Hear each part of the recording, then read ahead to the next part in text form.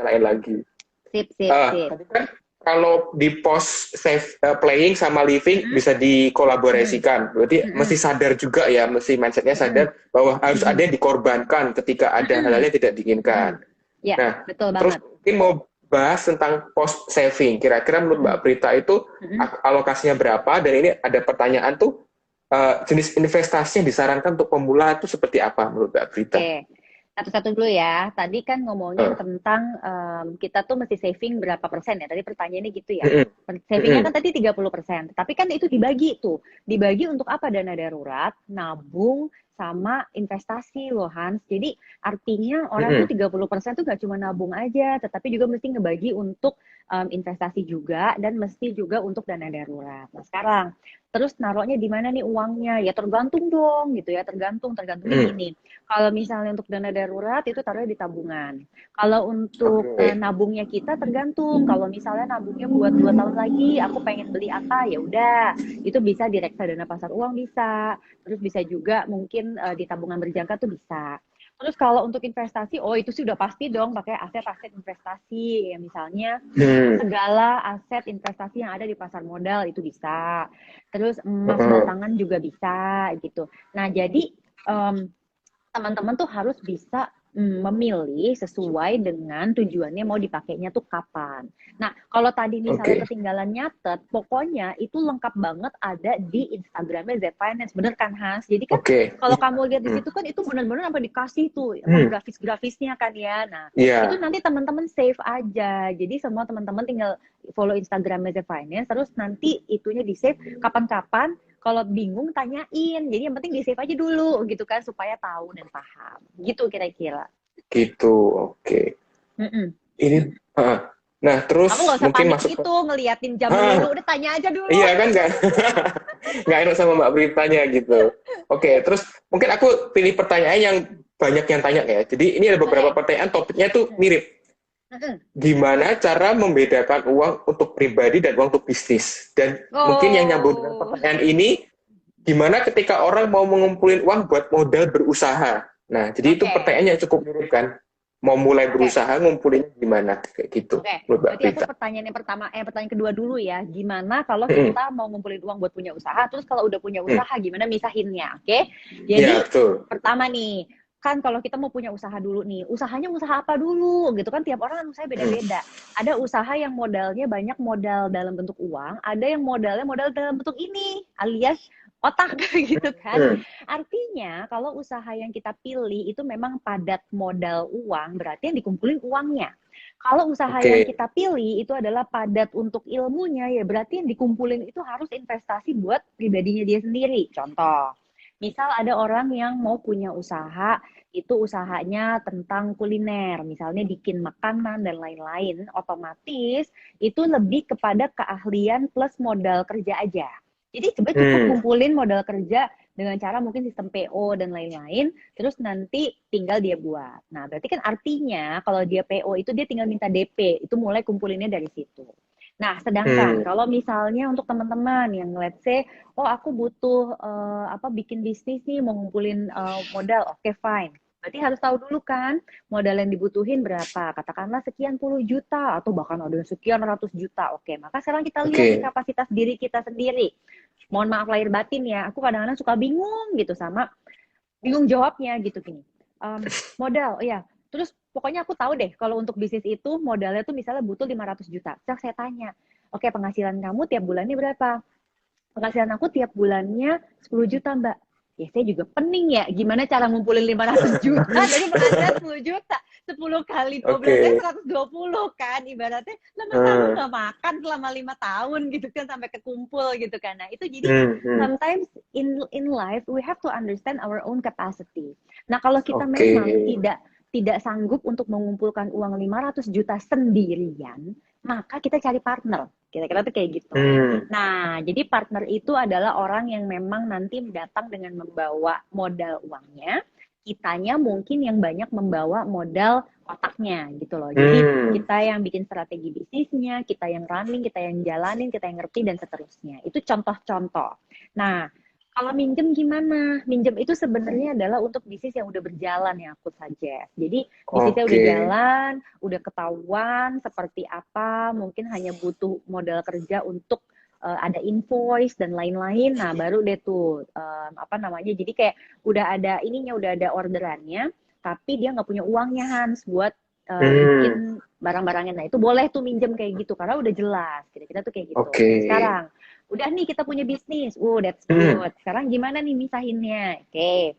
Misahinnya itu pasti yang paling sederhana itu rekeningnya harus terpisah. Jadi pisahin antara keuangan bisnis dengan keuangan rumah tangga. Sesederhananya gini, kita itu tidak ngambil uang langsung dari penjualan.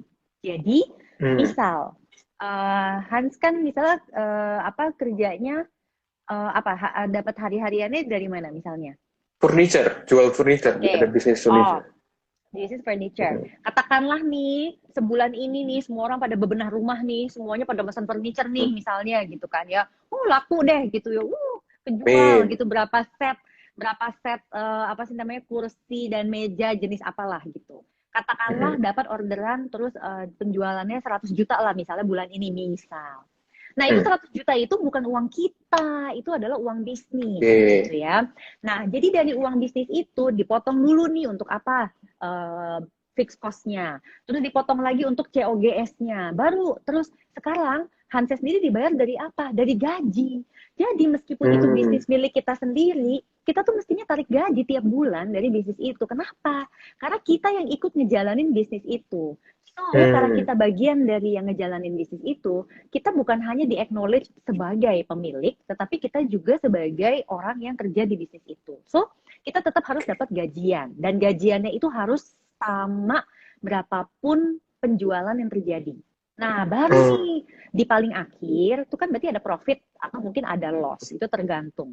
Kalau dia profit berarti dia akan nambah modal, kalau dia loss berarti dia akan makan modal. Kan sesederhana itu. Nah, sekarang kalau misalnya ternyata profit, tuh bukan tiap bulan diambilin profitnya. Profit itu hanya boleh diambil sebetulnya setahun sekali setelah dihitung laporan keuangannya. Hmm. Tapi kalaupun juga mau bikin interim, interim tuh kayak di bawah setahun itu bisa misalnya per 3 bulan, tetapi harus ada laporan keuangannya dulu gitu. Dan ingat nih, jangan main ambil profit kalau ternyata kita tuh udah punya fixed cost. Fixed cost tuh kan biasanya kayak nyewa ruangan, gaji Hmm. karyawan, itu kan udah fixed cost. Ya, kalau misalnya itu amannya, kita tuh emang udah nyisihin buat fixed cost sampai dengan akhir tahun, baru tuh nanti profit di akhir tahun baru kita nikmati. Jadi kita dapetnya dua Oke. sebagai pemilik bisnis, gajian dan mendapatkan porsi keuntungan dari bisnis kita. Kan gampang kan? Oke. Prakteknya yang Hmm. susah, bawaannya pengen ngambil duit. Iya, jadi berarti emang harus dari awal udah ditegesin bahwa ini rekening untuk pribadi, ini rekening untuk bisnis ya. Berarti harus ada Ya, ketegasan di awal ya, Mbak Prita ya. ya, betul, betul banget.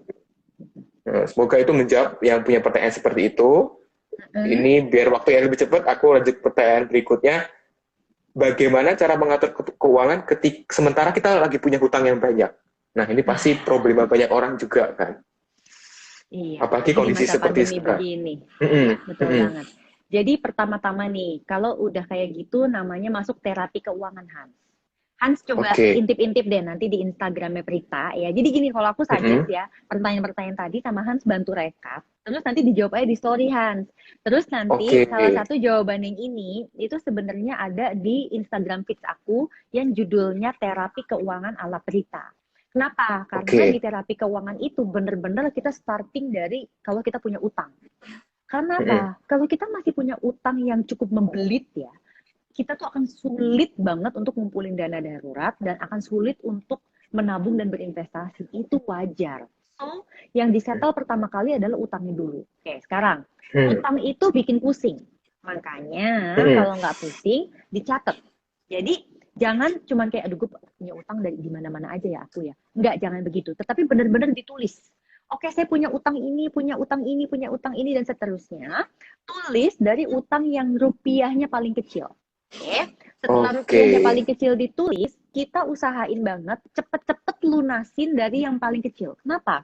Karena pada saat utang kita terlalu banyak, daerah apa istilahnya apa ya listnya panjang, kita harus memperkecil listnya.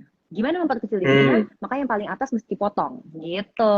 Jadi Oke. cara motongnya nanti pada saat dapat penghasilan itu diutamain. Or kita lihat kenapa kemarin kita sampai ngutang? Apa karena beli gadgetnya berlebihan? Atau misalnya kemarin misalnya ada apa? Nah kalau ternyata pembelian gadget, pembelian ini itu Hans, maka yang mesti dijual berarti gadgetnya. Kira-kira tuh kayak gitu. Oh, gitu. Oke, oke, oke. Nah, sebenarnya kalau pertanyaan-pertanyaan yang masuk itu, aku sih sudah sadar bahwa itu udah banyak banget dijelasin sama Mbak Prita di Instagram Mbak Prita sendiri ataupun di Z Finance. Jadi buat teman-teman mungkin yang masih punya pertanyaan, aku saranin banget bisa buka Instagramnya Mbak Prita di @pritagozi ya, dan @zfinance.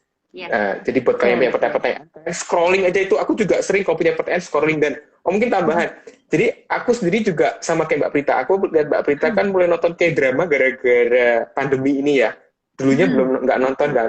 Aku juga karena aku kadang interaksi sama follower di story, mereka tuh saranin bahwa banyak banget K-drama yang bagus-bagus.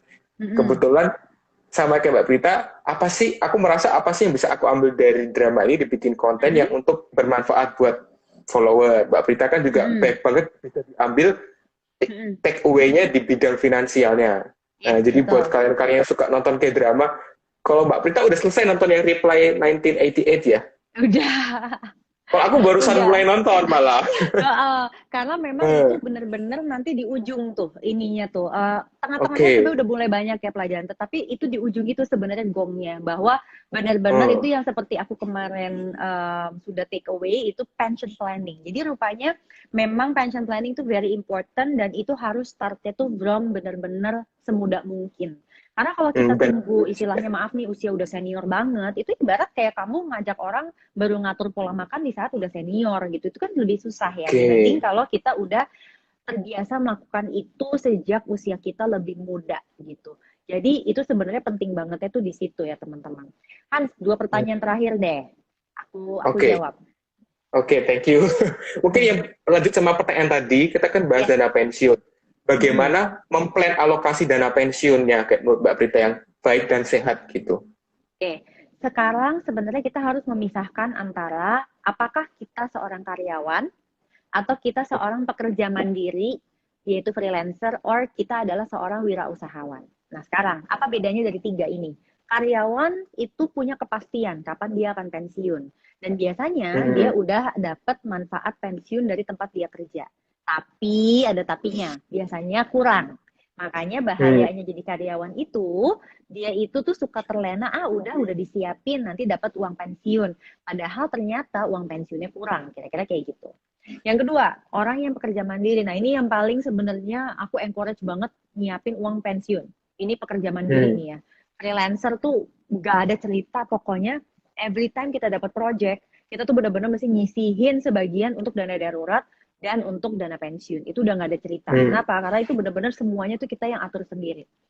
Terus yang ketiga, ini adalah mereka wirausahawan. Wirausahawan itu dia perlu banget nyiapin dana pensiun, tetapi dia masih lumayan. Kenapa? Karena dia tidak terpaku usia, tetapi lebih terpaku pada apakah bisnisnya masih survive apa tidak, gitu loh. Karena kalau usia sih sebenarnya mau sampai dia sanggup ngejalanin bisnisnya, dia bisa jalanin bisnisnya kira-kira kayak gitu. Nah sekarang, gimana cara nyiapinnya? Nah, pension planning itu sebenarnya mindset yang paling pertama adalah kita mau tinggal di mana. Karena kita mau tinggal di mana dalam arti kotanya itu menentukan nanti biaya hidup kita kira-kira berapa di masa pensiun. Tinggal di Jakarta sama kamu aslinya mana sih? Semarang. Nah, Jakarta sama Semarang kan beda banget, bener nggak sih? Dari segi biaya hidup, dari segi gaya hidup. Jadi kalau di Semarang mungkin nggak begini juga nggak apa-apa. Tapi kalau di Jakarta kayak kalau nggak ikutan begini tuh kayak aneh gitu loh. Kira-kira tuh kayak gitu. Ada kayak gitu-gitunya lah. Gitu, kira-kira gitu. Nah, itu contoh kenapa kita mau tinggal di mana itu akan mempengaruhi masa pensiun kita. Yang kedua, itu terkait kepada kita tuh mau punya biaya hidup seperti apa. Kita mau bergaya hidup seperti apa. Itu akan menentukan kita tuh butuh nyiapinnya berapa. Nah, sekarang secara umum nih Hans, kalau umur kita masih di bawah 35 tahun, biasanya sih kita nyiapin sekitar, kita akan menyisihkan sekitar 10% dari penghasilan kita setiap bulan untuk dana pensiun. Kenapa 10%?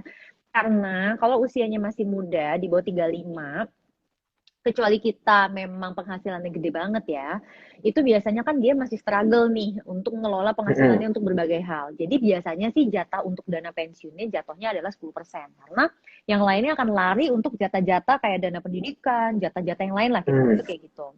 Nah, kalau usianya udah di atas 35, nah ini udah mesti waspada banget. Itu udah nggak cukup kalau cuma nyisihin 10%. Udah mesti Oke, maksain 30% dari penghasilan tuh bisa untuk pensiun. Itu oke. penting banget, itu penting. Nah, kebetulan gitu ya, kalau kamu tidak sadar, usia aku tuh udah di atas 35 gitu loh.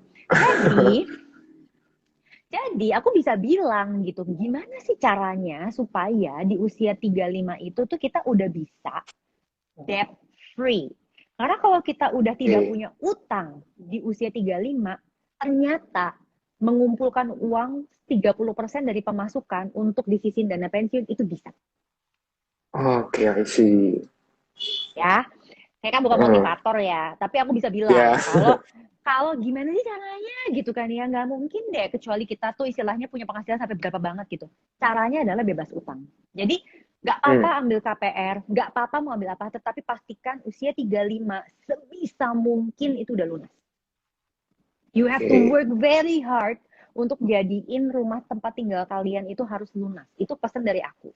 Karena kalau kalian udah bisa melakukan itu, maka umur 36 ke atas, itu kamu udah bisa benar-benar nyisihin lebih dari 30% bahkan. Bahkan bilang, aku udah bisa kok nyisihin setengah dari penghasilan, itu bisa-bisa aja loh. Kalau usianya udah di atas 36. Kalau memang kita sudah bebas utang. Tapi kalau memang belum bebas utang, nah disitulah masalahnya menjadi timbul. Hmm. Gitu loh, Han.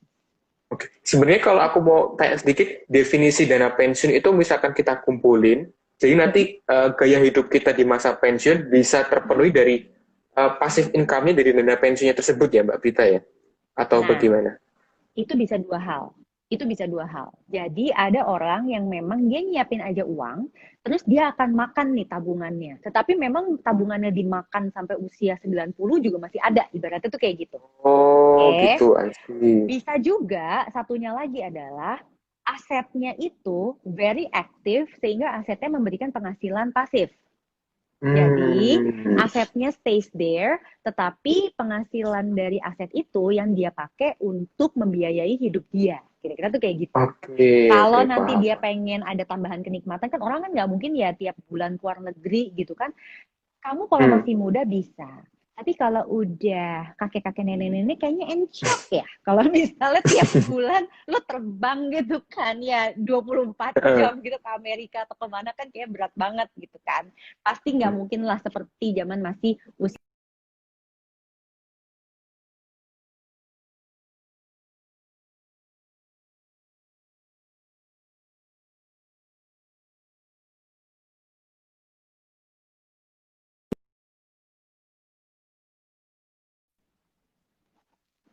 Sering banget sebut-sebut sebut-sebut dana apa dana darurat. Mungkin bisa dijelasin secara singkat Kak Mbak Prita. Mungkin banyak orang tadi bingung, dana darurat itu apa sih? Seberapa besar dananya? Mungkin bisa Mbak Prita jelasin nggak buat Ya, pertanyaan terakhir ini? oke. Oke, sip. Jadi ini pertanyaan pamungkas, dana darurat itu adalah dana yang memang kita prepare karena kita nggak tahu apa yang terjadi pada hidup kita. Jadi itu nanti akan dipakai untuk kejadian-kejadian yang memang sifatnya darurat dan tidak kita antisipasi. Nah, untuk teman-teman, dana darurat itu jumlahnya sekarang di masa pandemi idealnya 12 kali pengeluaran rutin bulanan kita, ya. Oke. Siapin aja itu ditaruh di tabungan yang terpisah. Kira-kira gitu. Terus kalau teman-teman bingung gimana cara ini itunya, aku mau ajak juga teman-temannya Hans di sini untuk follow kan tadi Z Finance. Kita tuh sering bikin kelas Hans, namanya Pops Online. Kayak waktu minggu lalu kita udah selesai bikin namanya financial planning for the new normal. Salah satunya adalah gimana nyiapin dana darurat beserta segala tetek bengeknya lah gitu. Nah, aku nanti kalau kita bikin batch ketiga, nanti kalian bisa ikutin juga kelasnya dan it's very economical banget lah. Kita tuh kayak gitu ya. Jadi yang penting aku kasih ilmu dasarnya dulu, tetapi nanti kalau mau ngulik lebih jauh lagi, aku akan ajak kalian untuk ikut kelas-kelas aku juga. Gitu. Oke, oke. Jadi itu udah panjang banget dijelasin sama Mbak Prita. Ini udah dari A sampai Z udah banyak banget. Aku mau saya thank you banget Mbak Prita buat waktunya, udah mau jelasin ke kita semua. Yes. Jadi mungkin buat kalian yang masih pengen belajar lebih lanjut, tadi udah di Mbak Prita sebutin, kalau Z Finance ngadain online course ya Mbak Prita ya? Betul, Mm-mm. betul. Betul Jadi, banget. buat kamu yang masih pengen belajar, bisa pertama wajib follow akunnya Mbak Prita, kedua juga akunnya Mm-mm. Jak Finance, dan bisa daftar, ntar ada batch ketiganya ya. Ya, betul banget. Benar banget, Hans. Oke, Mm-mm. iya. Mungkin buat penutup segitu dulu. Aku saya thank you lagi sekali lagi sama Mbak Prita. Pasti aku yakin Sama-sama. apa yang udah di sini sangat bermanfaat buat kita semua. Semoga yang lagi ngalamin masalah di pandemi udah bisa memperbaiki keuangannya jadi lebih sehat di kondisi Ya, seperti ini. Oke. semoga bisa bermanfaat ya. Thank you so much, Hans. Ingat, biaya hidup itu murah, biaya pamer itu mahal. Dadah. Kita